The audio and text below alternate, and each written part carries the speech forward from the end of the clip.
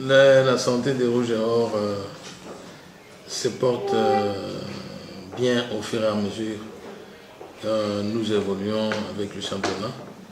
C'est vrai qu'on avait commencé en titubant, mais aujourd'hui nous pouvons nous dire que nous nous stabilisons de plus en plus et l'équipe se porte bien. Nous sommes en train de corriger ce qu'il faut corriger pour être beaucoup plus compétitif et arracher la qualification au play-off.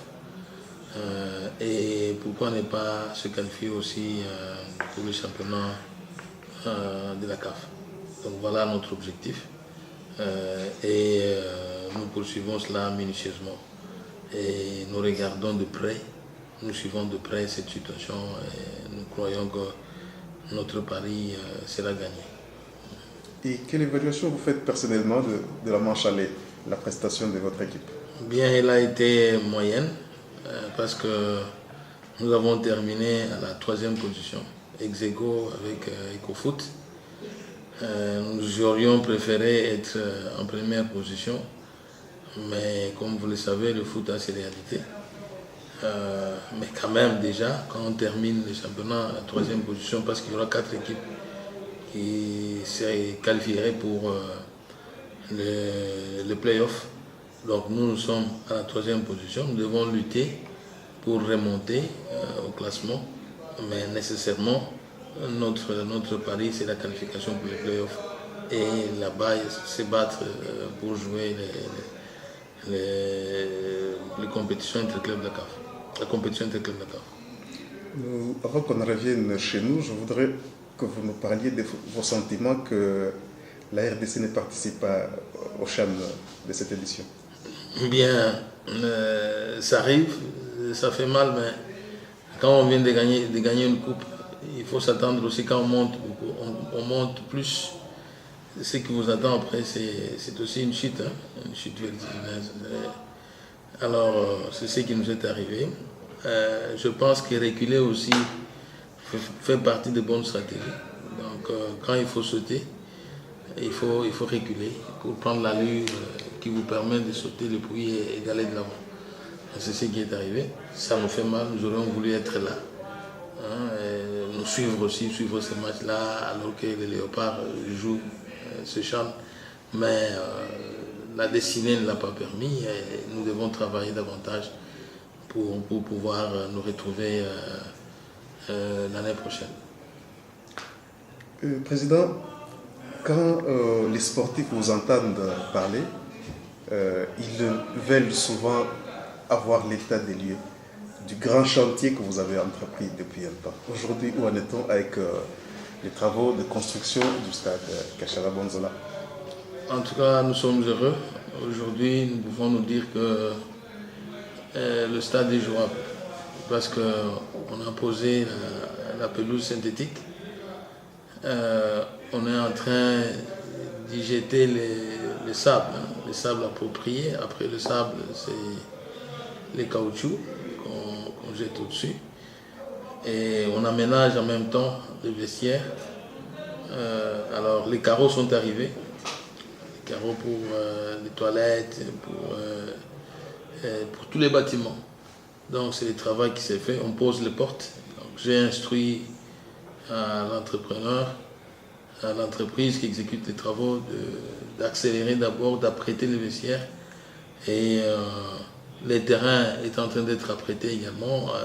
Comme ça, on peut abriter les compétitions. Pourquoi ne pas commencer même avant la phase de play-off dans cette phase d'élimination. Donc on peut commencer à jouer dans ce stade. Donc nous sommes heureux d'avoir abattu ce grand travail et d'être arrivé à cette étape.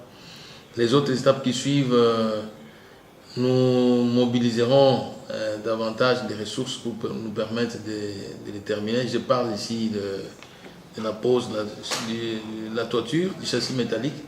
Nous avons les polycarbonates qui sont comme les tôles. Maintenant, il me reste les châssis métalliques. Nous sommes sur un contact qui nous permet d'avoir l'argent nécessaire pour pouvoir nous procurer ça. et le poser. Donc c'est tout ce qui nous reste, mais tout est là. Tout est là en dehors de ça. Nous avons les chaises VIP, les chaises pour le public, tout y est. Et nous pouvons être heureux d'avoir un stade moderne à l'image de notre stade à travers le monde, aux normes de la FIFA. Président, vous pouvez rappeler à l'opinion quelle est la capacité de ce bijou? Nous avons un stade de 24 000 places assises. Donc si nous n'avons pas de chaises, nous en serons à plus ou moins 60 000 selon la capacité installée jusque-là. Donc 24 000 places assises confortablement. C'est pas comme ailleurs, quand je vois qu'on est au stade confiné, on ne sait pas se mettre debout. S'il faut se mettre debout, il faut attendre que l'autre se lève. Et tout ça, c'est exclu chez nous. Donc la circulation sera normale. Les portes de sortie sont respectées. Donc tous les normes de la FIFA sont respectés ici chez nous. Plus de 20 000 places, donc c'est un grand public. Est-ce qu'on a prévu toutes les dispositions qui concernent les normes de sécurité, dégagement, évacuation en cas de problème? Tout est respecté. Tout est respecté. Nous avons 6 portes de sortie. Selon les calculs, dans 5 minutes, on évacuerait le stade en cas de problème. Donc tout est prévu. Et même aussi, s'il faut accéder à l'aire des jeux, parce que d'abord, le premier réflexe quand il y a le problème, il faut aller sur l'aire des jeux. On ouvre les portails, l'accès est facile, l'évacuation aussi à travers les portes de sortie. C'est plus facile, les calculs faits, c'est dans moins de 5 minutes, tout au plus 5 minutes, donc le stade est évacué.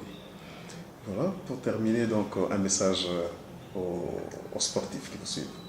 Bien, pour les sportifs kassaïens, ceux qui soutiennent même le public au niveau national et international, tous ceux qui supportent Sa Majesté Lansana Balende, je leur demande de ne pas oublier ce club qui fait leur fierté à travers la République. Nous sommes à sa gestion depuis 2011 jusqu'à aujourd'hui. On s'est qualifié par 2 fois, à 2 reprises. Si on a raté de nous qualifier, ça veut dire qu'il y a eu des magouilles, etc. Mais l'équipe s'est bien défendue. Nous avons aussi besoin que nos supporters puissent intervenir financièrement, comme d'autres fanatiques le font à d'autres clubs à travers la République. Il ne faudra pas que la responsabilité soit la responsabilité du seul président, mais il faudrait que ce soit une responsabilité partagée et que nous voyons ces soucis-là à travers tous nos fanatiques. Nous les remercions pour leur soutien chaque fois que l'équipe se déplace, mais nous aurions voulu que ce soutien soit profond parce que les besoins sont immenses. Donc financièrement, les besoins de l'équipe s'expriment en termes de millions. Donc ça ne peut pas être supporté par une seule personne. Pour le moment, comme on le sait très bien, le gouvernement provincial traverse des moments difficiles. On n'a pas assez de ressources. Nous supportons tout cela nous-mêmes, mais nous voulons être appuyés par notre public. Ainsi, ce qu'ils attendent du club va arriver. S'il n'y a pas de soutien financier, donc les résultats qu'on peut attendre ne seront pas là.